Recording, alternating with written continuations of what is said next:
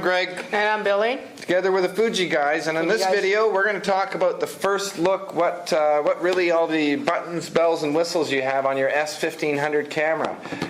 Billy, take it away. Take us around that camera. Absolutely. So let's take a look at the camera on the side first. You'll see that there's actually two little pegs on each side. That's for the strap. That's included with the camera. So you hook that up to either side.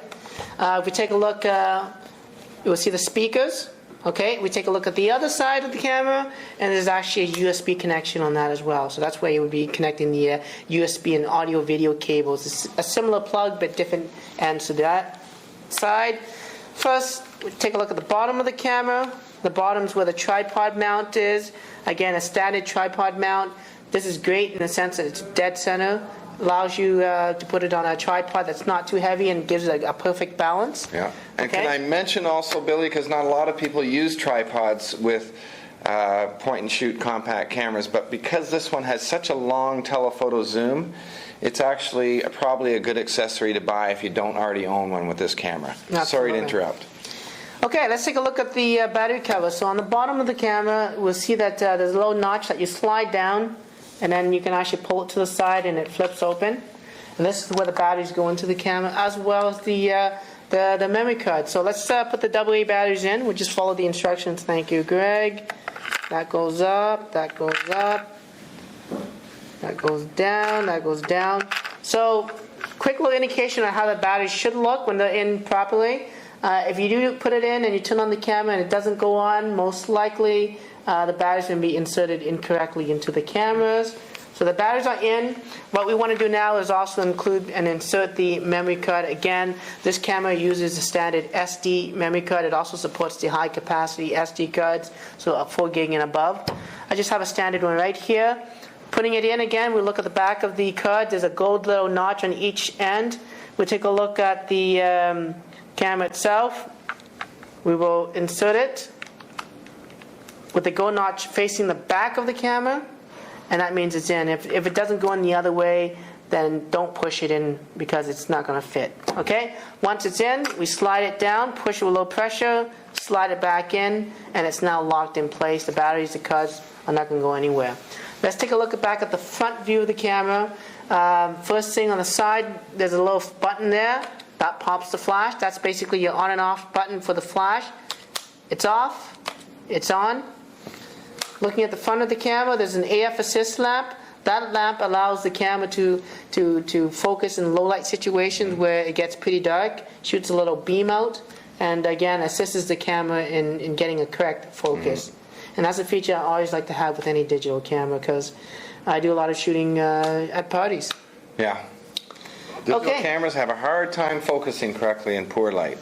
Now let's take a look at the microphone, which is also found in the front of the camera, and it's a little tricky hidden. It's right just, it's hard to see that, but it's in between the flash button and the lens, a little thing there. So when you're filming, don't do this where you're going to muffle the sound because that's where the speaker is being picked up from. Sorry, the mic, that is. Good point. Of course, what we see in the front is also the lens. Great little lens.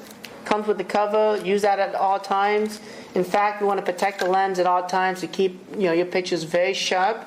We also offer something like this, which is a nice little case that's fitted to the camera itself, and that will also protect it from any scratches to the camera.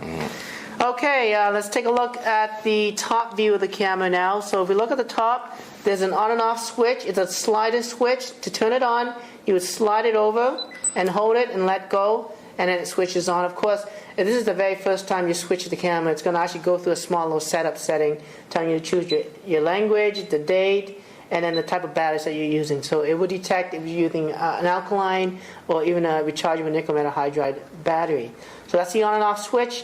Right in front of that is the shutter button. So if we push the button halfway down again, like any digital camera, it actually locks focus and locks exposure.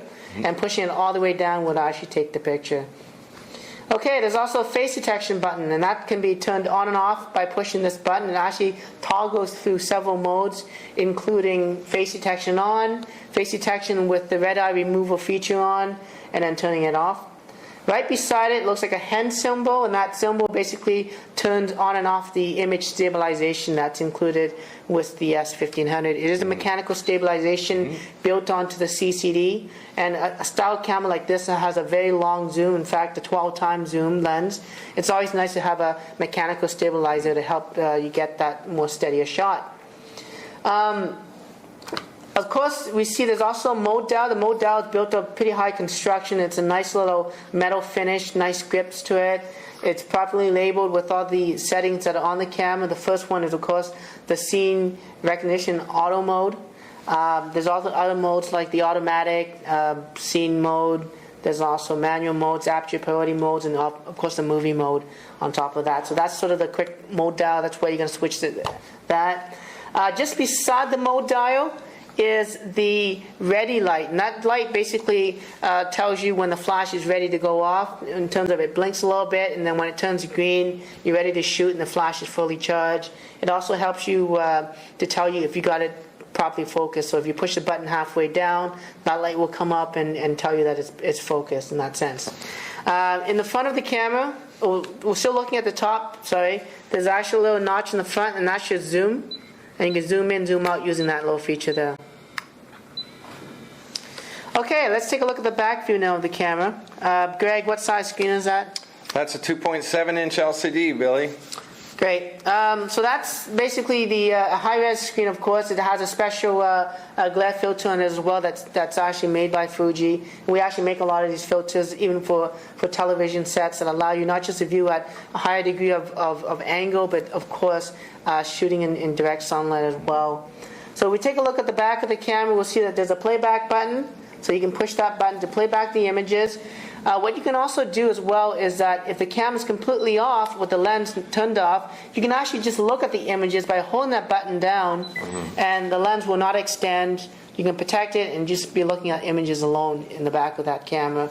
There's also an F button, and that F button, in terms of previous videos that we've done, is basically sort of like having the film store where you can change settings like ISO, the image quality, and even the image ratio in terms of it being a 3:2 or 4:6. Sorry, a 4:3 print. There's a lot of buttons on the camera, but don't be scared. It is a digital camera. You can't go wrong. There's always a reset button to set everything back to normal. Again, just pointing out a few other buttons. There's an EVF/LCD button. And that button's actually going to be something that you'll be using a lot, because that allows you to toggle between the two different LCD screens that's built onto this camera. Now, great, this camera is a little unique in the sense that everyone who looks at it thinks it's a full-fledged digital SLR. What it is, though, it's really an all-in-one SLR-like camera. And when we say it's like camera, Greg, we look through the viewfinder, which is the top little small screen on top. In an SLR, Greg, what do you normally see in that? Well, when an SLR, which for everyone's information stands for single lens reflex, and when you're looking through that light, there's actually a piece of glass that bends the light down off of a mirror and right through the lens, Billy, so it looks as if you're looking straight at the subject through a window or something. With the EVF, it's more like you're talking about looking through a video camera. So you're seeing more of an electronic image of your subject. Okay, so that's the EVS. You can switch that really quickly. We have the directional pad like any other Fuji cameras. You can move up, down, left, and right. In each of those buttons, you can actually toggle between the macro function, the delete function, the flash button. There's also a continuous shooting mode that you can quickly access using this directional pad. There's a menu OK button in the middle. Again, that's your enter key. It's also how you get into the menu. There's a display button, which is almost like having your escape button on your keyboard. Push that button and you can go back and back and back and cancel what you don't want to have. There's also an EV button as well, and that allows you to change the exposure values on the camera. So this camera has a lot of functions built onto the buttons that gives you quick access. It's a great little camera, and really it's fully fledged in the sense you can do full manual controls with it. So that's sort of a quick look of the S1500. I think that's a great job, Billy. I'm Greg and you're Billy, and together we're the Fuji guys. Come back next video and we'll show you how to use some of those great features on your S1500. Thanks. Thank you.